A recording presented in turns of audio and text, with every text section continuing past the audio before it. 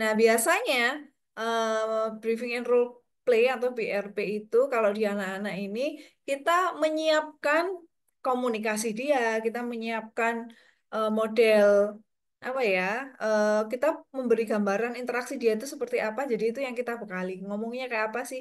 Itu kita berikan gambar part per part di anak-anak. Awalnya modelnya menghafal, tapi lama-kelamaan fleksibilitas itu akan ada ketika dia semakin sering ditanyakan gitu. Seperti itu. Mungkin ada teman sini. Ya. Ya, aku tak nyari Ya, ini kursi lah. soal apa ini? Oh, ini sih Nadiem tambah pinter akalnya. Terus misalkan ini ya ngomong gitu ya. Kalau ngomong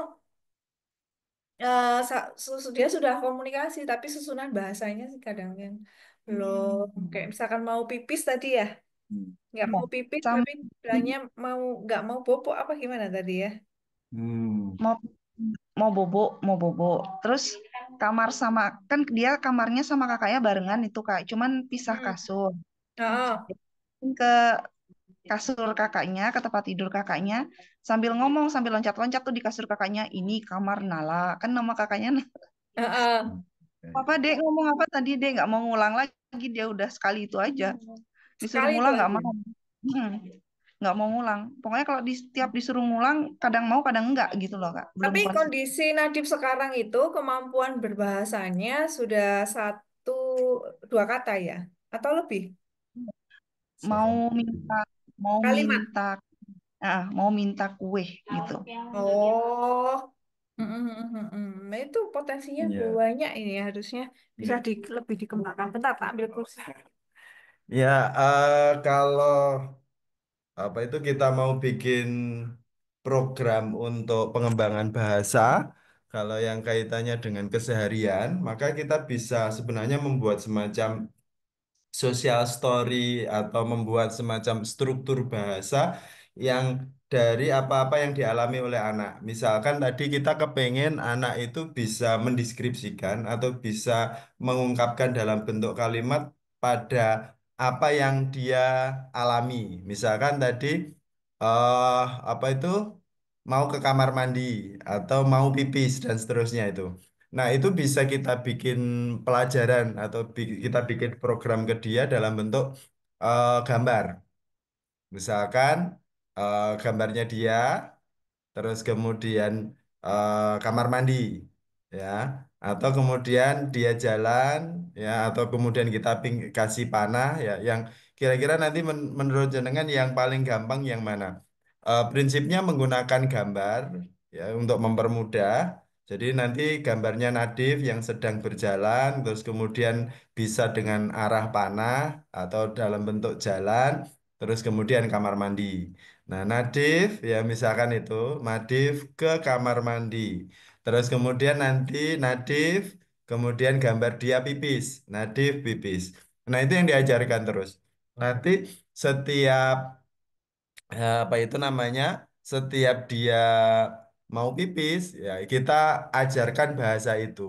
Ya, jadi kita istilahnya awalnya itu semacam mengisi template dulu di kepalanya Nadif itu bahwa ketika aku mau ke kamar mandi itu aku bisa mengungkapkan Nadif ke kamar mandi, Nadif pipis lah itu dalam bentuk nanti ditaruh di dalam lembar apa itu kertas gitu aja. Berarti tinggal tinggal suruh ngomong dia. Kan ini kalau dia pakai gambar mau ngomong ya.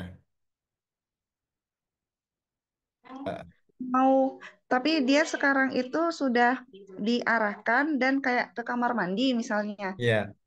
Mandi gitu. Jadi kalau saya Hmm. nggak nongol, misalkan kadang masih sibuk ngelipat Hmm. baju, pas sibuk Hmm. kerjaan, Hmm. sampai saya paksa disuruh noleh, ku mau mandi gitu loh, kudu Iya, denger dulu. iya, iya, betul, betul ya. Itu berarti kan kalau kita ngomong tentang fungsi bahasa, itu kan ada 8 fungsi bahasa yang bisa diajarkan di anak-anak. Satu, misalkan kita mau ngajarin anak tentang kayak itu tadi, apa itu namanya mending. Jadi kemampuan anak dalam mengungkapkan keinginan dia. Nah, tadi sampai kita digeser untuk itu dia kan mengungkapkan bahwa aku itu pengen ke kamar mandi, ngasih tahu itu ya. Jadi meminta sesuatu apa itu menginginkan sesuatu. Nah, ini yang perlu terus dilakukan. Karena ini penting biasanya memang ini yang sulit di anak-anak mengajarkan anak-anak berinisiatif tadi. Mau mau pipis, mau mandi, mau makan, misalkan mau bobok dan seterusnya. Nah, itu programnya namanya mending gitu, atau Request. apa request. Jadi ngajarin anak bagaimana dia mengungkapkan keinginannya. Jadi kalau misalkan jenengan tanpa gambar sudah oke, berarti tinggal bikin aja. Nah, request atau mending ini biasanya bisa muncul dalam dua situasi. Satu, saat anak punya motivasi terhadap sesuatu. Tertarik. Nah, tertarik. Misalkan dia, oh dia suka sama kue. Nah, kemudian karena dia tidak bisa mengambil kue, maka kemudian biasanya anak akan berinisiatif untuk berkomunikasi ke kita. Kue, kue. Nah, misalkan kalau dia hanya menyebutkan kue, kue, maka kita bisa ngajarin struktur kalimatnya. Nadif minta kue, misalkan kayak gitu. Nadif mau kue. Nah, itu namanya programnya mending atau apa request tadi. Request. Kita bikin programnya supaya dia berkembang inisiatifnya, supaya dia berkembang keinginannya itu diungkapkan lewat verbal tadi. Ya, nah ini yang perlu diperbanyak mungkin di rumah. Kira-kira dia keinginannya apa? Misalkan, oh dia itu suka apa itu namanya main ke kamar kakaknya. Nah itu gimana supaya dia nggak mudah bisa main ke kamar kakaknya? Apakah pintunya yang dikunci atau gimana? Atau dipersulit intinya supaya dia itu tidak mudah mendapatkan apa yang dia mau sehingga dia perlu mengungkapkan ke kita. Ya. Nah situasinya satu tadi ada motivasi, ada keinginan, biasanya sesuatu yang diinginkan apa? Apakah channel TV, apakah makanan, apakah mainan, apakah kegiatan, atau yang kedua adalah situasi yang anak tidak inginkan, gitu. Nah, itu bisa dibikin programnya tadi. Satu. Terus yang kedua, kita juga bisa bikin program asking ya. Program Tanya. anak itu bertanya. Gimana sih supaya anak itu bisa bertanya? Nah, itu bisa dengan cara-cara yang sederhana. Misalkan kita ajak pergi tuh anak. Saat kita mau ajak pergi, kita setting, biasanya pakai sandal. Nah, sandal satunya itu disembunyikan. Supaya Nadif itu muncul pertanyaan, mana sandalku? Nah, misalkan kayak gitu. Misalkan dia, Di setting ya, gitu, di setting disetting. situasinya, jangan menunggu ada gitu. Nah, terus misalkan dia mau makan, makanya sementara waktu berkuah, kalau pakai tangan nggak bisa. Nah, kemudian sendoknya dibuat supaya nggak kelihatan, susah dicari gitu. Susah Nah, diambil. ini kan supaya anak mau bertanya itu loh ke kita, mana sendok misalkan. Seperti itu nggih. Jadi ini yang perlu banyak apa itu dilatihkan. Jadi satu kemampuan anak mengungkapkan keinginannya. Jadi nanti yang sederhana-sederhananya aja kayak mau pipis, ya. Mau ke kamar kakak misalkan atau misalkan tadi apa itu yang berkaitan dengan keinginan anak mengungkapkan apa yang dia inginkan, baik yang dia suka maupun yang dia tidak suka. Yang kedua tadi kita bisa bikin program gimana supaya anak bertanya gitu. Nah, misalkan kayak apa itu namanya kayak tadi pergi sandalnya kita umpetin atau dia udah mandi misalkan hanya pakai anduk kunci lemarinya disembunyiin. Nah, supaya anak ini bingung susah kesulitan dan kemudian dia berupaya untuk bertanya. Nah, kalau dia kesulitan nanti dibantu apa gitu. Nah, nanti bisa disonding mana kuncinya, misalkan kayak gitu. Terus yang ketiga nih mungkin program yang bisa dijalankan untuk Nadif. Yang ketiga belajar mendeskripsikan tadi. Belajar untuk mendeskripsikan sesuatu. Kayak ini tadi yang jenengan katakan ini ngomongnya kebolak-balik tadi. Nah, supaya nggak kebolak-balik, kita bikinkan strukturnya melalui visual tadi. Misalkan eh, bikin cerita soal Nadif makan. Misalkan ya, ambil piring, ambil nasi, misalkan ya, ambil lauk, makan, selesai misalkan. Nah, itu kan kita bisa bikin urutan gambar dan kemudian Nadif tinggal menyebutkan. Misalkan kita bikin cerita urutan mandi, misalkan, atau urutan mandi itu diawali dengan apa, misalkan, apa itu? Apa diawali dengan buka pintu, tutup pintu, buka baju, misalkan dicentelin bajunya, misalkan baju celananya, kemudian nyalakan keran, guyur dan seterusnya niku. Nah, itu kan bisa dibikin urutan-urutannya. Nanti disesuaikan aja, dimulai dari yang sederhana. Ya di sederhana itu kayak misalkan apa itu namanya kayak pipis tadi ya. Misalkan Nadif ke kamar mandi, pipis. Nah, berarti gambarnya ya Nadif jalan, kemudian kamar mandi, terus kemudian aktivitas dia pipis. Kalau kita menggunakan strukturnya sudah kalimat panjang. Kalau kalimatnya pendek ya dibikin yang pendek-pendek dulu. Misalkan aktivitas dia bantu kita apa? Nadif menyapu. Nah, Nadif nyapu lantai misalkan. Atau Nadif buang sampah misalkan. Nah, itu kira-kira. Memang kalau kita menunggu momennya pas itu menurut kami sih kurang ya, karena biasanya kita akan mendorong orang tua untuk banyak menyiapkan apa setting kegiatan di rumah yang itu emang disengaja untuk memantik dia komunikasi. Walaupun kita nggak, kalau menunggu momen kan mungkin kita pas kepengen komunikasi apa ke dia gitu kan, dan itu lama nanti stimulusnya kurang. Jadi memang kalau di anak-anak ini yang bikin program itu bukan ke ini sih, bikin jadwal itu bukan anak-anak sih, tapi lebih ke kita sih yang orang tuanya. Aku kepengen minggu ini tuh banyak ngajarin apa sih di Nadif gitu. Bukan ke anaknya tuh apa biar pinter apa ya, tapi lebih ke aku mau ngajarin apa. Jadi kita yang bikin jadwal, kita bikin program. Misalkan mau ngajarin komunikasi seputar mau tidur atau mau mandi sama mau makan. Nah, itu tiga itu tentukan kata atau kalimat yang mau kita latihkan, tentukan pertanyaan yang mau kita tanyakan, tentukan media yang mau kita jadikan untuk sarana belajar. Dan itu tidak hanya mamanya, ayahnya pun juga melakukan, kakaknya juga melakukan. Jadi semuanya itu melakukan, itu akan lebih cepat perkembangannya. Karena dia akan semakin paham pola komunikasinya. Memang pada sebagian anak ASD pola ini dibangunnya dengan menghafal biasanya. Tetapi setelah dia menghafal dan punya banyak referensi kemampuan berbahasa, ini akan semakin fleksibel gitu. Setelah kita generalkan di berbagai misalkan kita tanya seputar makan. Kamu mau apa? Aku mau makan. Kamu makan apa? Aku makan nasi misalkan. Nah, ketika itu kita tanyakan situasi di rumah dengan di rumah makan, kita juga butuh ngecek apakah juga bisa menjawab dengan jawaban yang tepat apa enggak. Kalau enggak, berarti butuh digeneralisasikan. Kita generalisasi itu bisa ke orang, bisa ke media, bisa ke apa itu ke tempat gitu. Ya kayak anak-anak misalkan ditanya apa ini? Apel. Terus dikembangkan apa ini? Apel merah. Apa ini? Apel merah satu. Oke.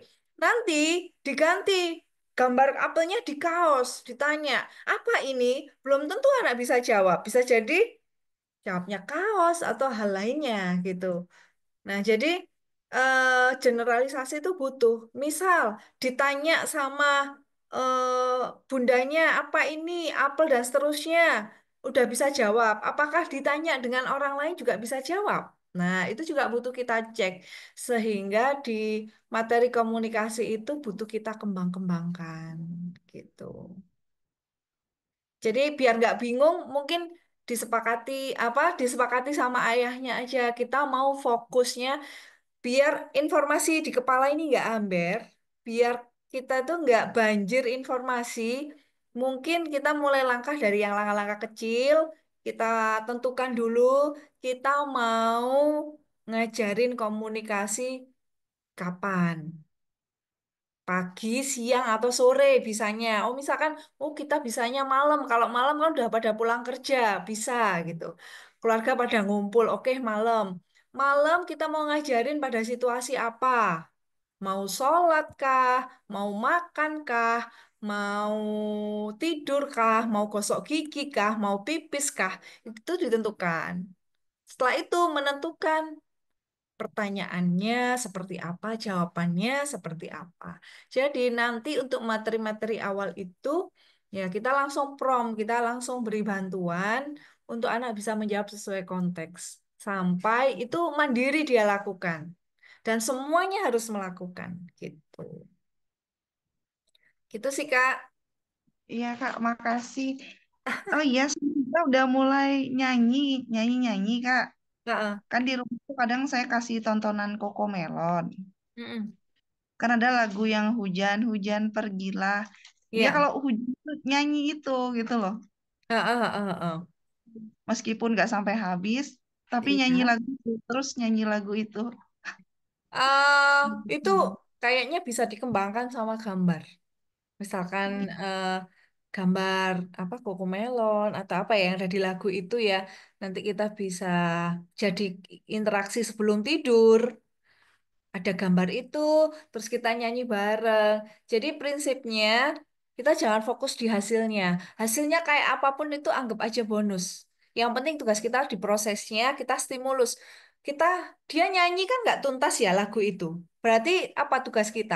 Tugas kita yang nyanyikan di dekat dia. Dan itu sering. Misalkan kita mengembangkan kemampuan bahasanya lewat lagu Melon itu. Ya udah, kalau dia nggak hafalnya dari mana? Itu yang terus kita tekankan, kita juga yang nyanyikan, entah itu disepakati sama ayahnya, oh mau tidur, atau pas main. Nah, itu apa ya, kalau jadi target itu diulang-ulang gitu, seperti itu sih.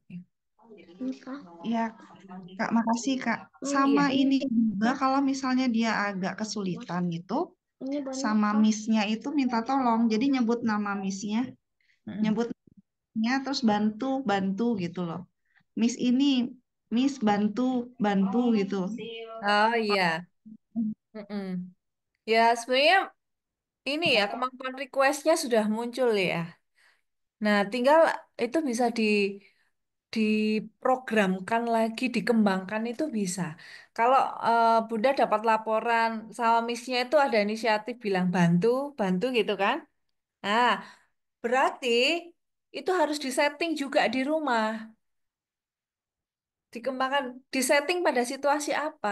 Makan, misalkan, atau pas mainan, letakkan mainannya di di toples atau di box yang dia nggak bisa buka.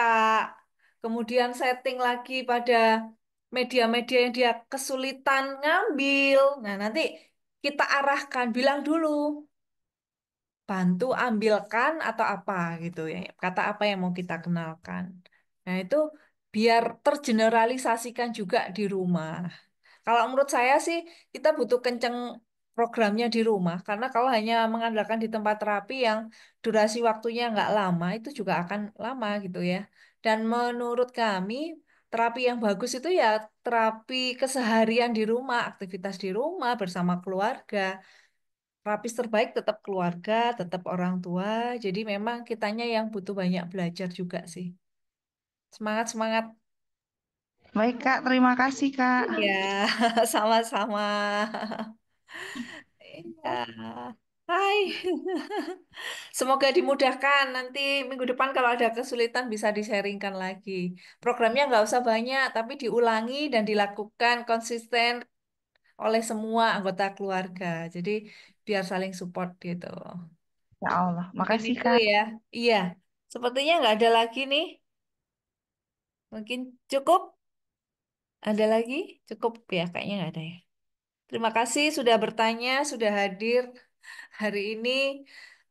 Jadi proses belajar kami juga. Semoga dimudahkan ke depan. Jangan sungkan-sungkan bertanya lewat WA barangkali.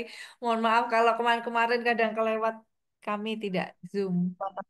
Iya, Nggak apa, kemarin ada kesibukan juga. terima kasih banyak. Kak, terima Ya. kasih banyak. Sukses selalu. Assalamualaikum. Waalaikumsalam.